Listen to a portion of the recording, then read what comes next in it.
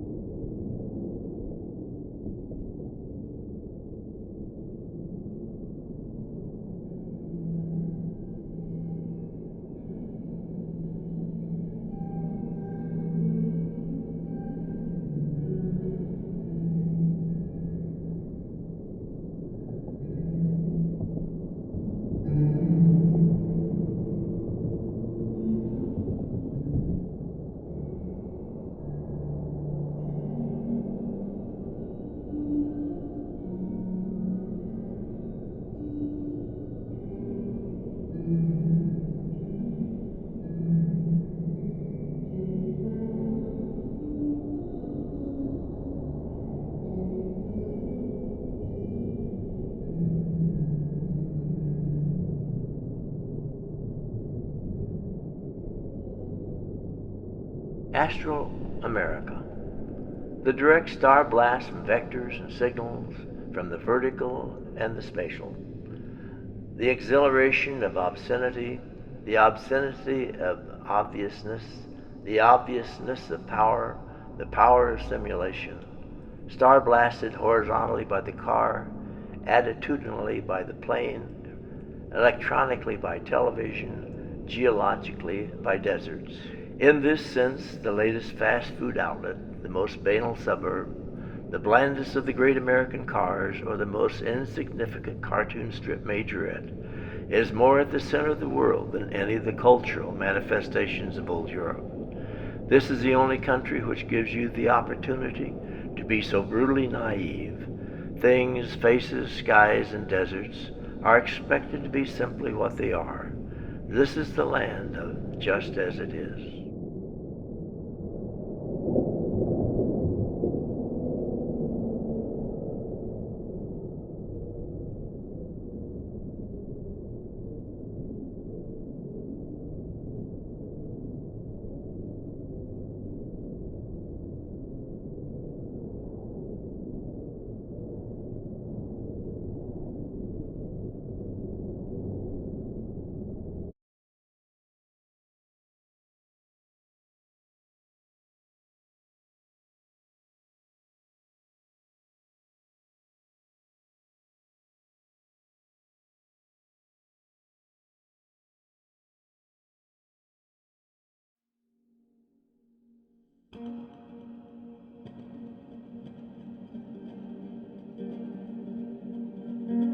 America is neither dream nor reality. It is a hyperreality. It is a hyperreality because it is a utopia which has behaved from the very beginning as though it were already achieved.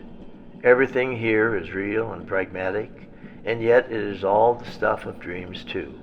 It may be that the truth of America can be seen only by a stranger, since he alone will discover here the perfect simulacrum, that of the immanence and the material transcription of all values. The Americans, for their part, have no sense of simulation. They are themselves simulation in its most developed state, but they have no language in which to describe it, since they themselves are the model. As a result, they are the ideal material for an analysis of all the possible variants of the modern world.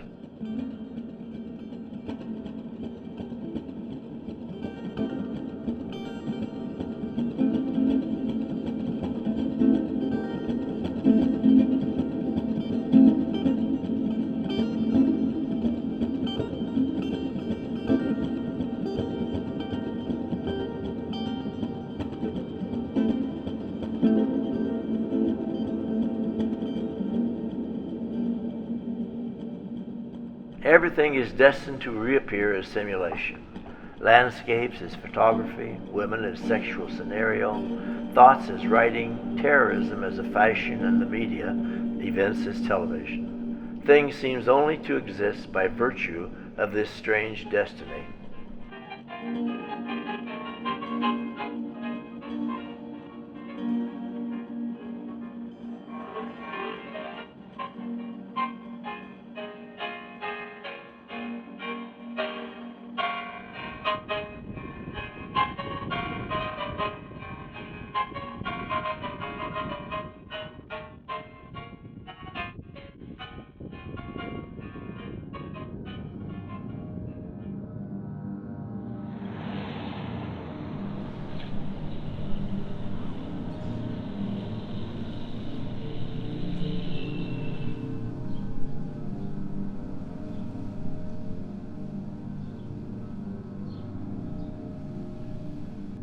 The brilliance of the journey begins, that of the excessive, pitiless distance, the infinity of anonymous faces and distances, or of certain miraculous geological formations which ultimately testify to no human will, while keeping intact the image of upheavals.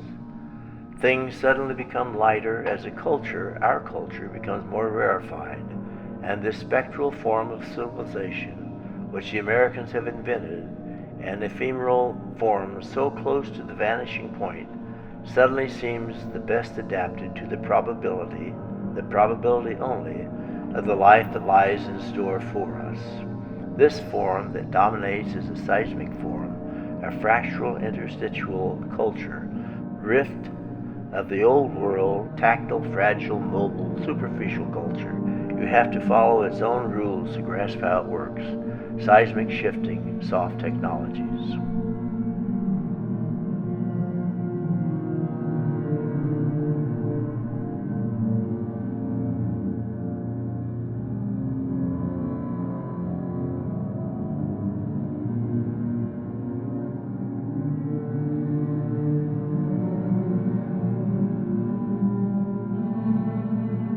America is the original version of modernity. The rest of the world is the dubbed or subtitled version. America ducks the question of origins. It cultivates no origin or mythical authenticity. It has no past and no founding truth.